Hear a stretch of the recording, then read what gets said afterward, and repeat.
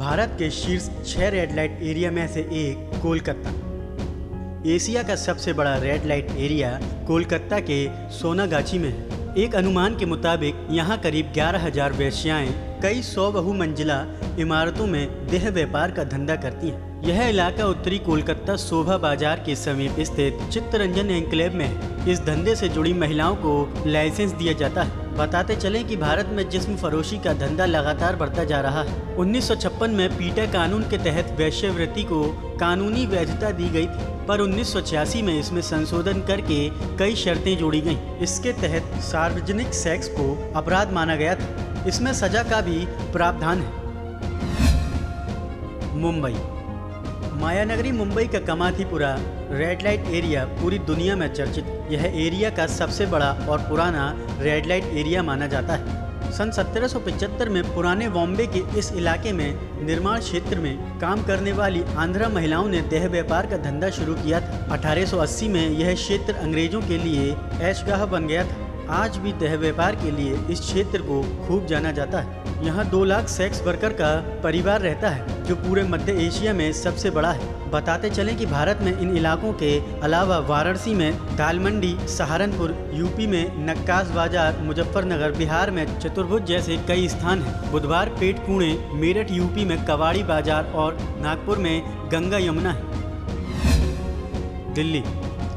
राजधानी दिल्ली में जीवी रोड नई दिल्ली यानी गारिस्टन वास्टन रोड सबसे बड़ा रेड लाइट एरिया माना जाता है। 1965 में इसका नाम बदलकर स्वामी श्राद्धानंद मार्ग कर दिया गया था। मुगल काल में इस क्षेत्र में कुल 5 रेड लाइट एरिया यानी कोठे हुआ करते थे। अंग्रेजों के समय इन 5 क्षेत्रों को एक साथ कर दिया गया था और उसी समय से इस रोड का नाम जीवी रोड पड़ गया था। बताते चलें कि यहाँ देह व्यापार का सबसे बड़ा कारोबार होता है। नेपाल और बांग्लादेश से बड़ी संख्या में लड़कियों की तस्करी करके यहाँ कोठों पर लाया जाता है। वर्तमान में एक ही कमरे में कई कैबिन बने हुए हैं। यहाँ एक साथ कई ग्राहकों को सेवा दी जाती है। यहाँ समय समय पर दिल्ली पुलिस छापा मारती रहती है। मध्य प्रदेश। मध्य प्रदेश के ग्वालियर इलाके में रेशमपुरा इलाका देह व्यापार के लिए माना जाता है। सिंधिया परिवार की इस सरजमी पर इस कारोबार में विदेशी लड़कियों के साथ मॉडल्स, कॉलेज गर्ल्स और बहुत जल्दी ऊंची छलांग लगाने वाली मध्य वर्गीय महत्वाकांक्षी लड़कियों की संख्या भी बढ़ रही है। अब इस धंधे में दलालों की पहचान करना मुश्किल हो गया है। बताते चलें कि इस कारोबार को चलाने के लिए बाकायदा ऑफिस खोले जा रहे हैं। इंटरनेट और मोबाइल पर जाने वाली सूचनाओं के आधार पर कॉल गर्ल्स की बुकिंग होती है। ईमेल या मोबाइल पर ही ग्राहक को डिलीवरी का स्थान बता दिया जाता है। कॉल गर्ल्स को ठेके पर या फिर वेतन पर रखा जाता है। उत्तर प्रदेश।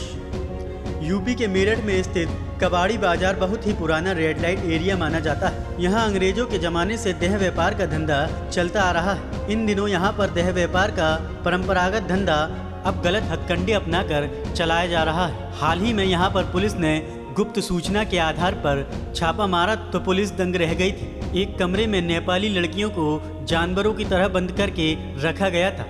यहाँ अलमारी में कपड़ों की तरह ठूस ठूस कर लड़कियों को रखा गया था। बताते चलें कि women and child development ministry ने 2007 में एक रिपोर्ट पेश की थी। इसके मुताबिक 30 लाख औरतें जिस्म फरोशी का धंधा करती चली आ रही थी, जिसमें 36% नाबालिग भी शामिल हैं।